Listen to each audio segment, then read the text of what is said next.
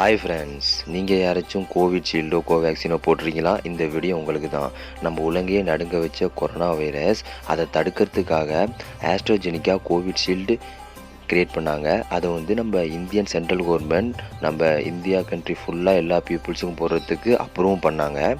அந்த கோவிஷீல்டு போட்டது கிட்டத்தட்ட பார்த்திங்கன்னா 80% கொரோனா வைரஸ்லேருந்து நம்மளே பாதுகாத்து தான் வந்துச்சு. இப்போ ஆஃப்டர் 2 இயர்ஸ் என்ன ஒரு நியூஸு ஆஸ்ட்ராஜெனிக்கா வெளியிட்ருக்காங்கன்னா, யார் கோவிஷீல்டு போட்டாங்களோ அவங்களுக்கு இரத்த உறைவு ஏற்படுது அப்படின்னு சொல்லியிருக்கிறாங்க. இதை ஆஸ்ட்ராஜெனிக்கா ஒரு ஆணித்தனமாக சொல்லியிருக்கிறாங்க.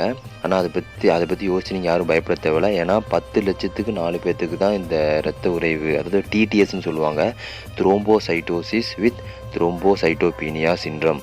இது யாருக்கு வரும்னு பார்த்தீங்கன்னா, ஒன்று ஓல்டு பர்சனுக்கு வரும், அப்படி இல்லாட்டி நோய் எதிர்ப்பு சக்தி உடம்புல, அதாவது பிளட் பிளேட்லெட்ஸ் இரத்த செல்கள் கம்மியாக இருந்தாலும் அவங்களுக்கு இது வர வாய்ப்பு இருக்குது. அதனால் நீங்கள் யாரும் நினச்சி பயப்பட தேவையில்லை. முடிஞ்ச அளவுக்கு நீங்கள் நோய் எதிர்ப்பு சக்தி அதிகமாக இருக்கிற ஒரு உணவாக நீங்கள் எடுத்துக்கலாம்.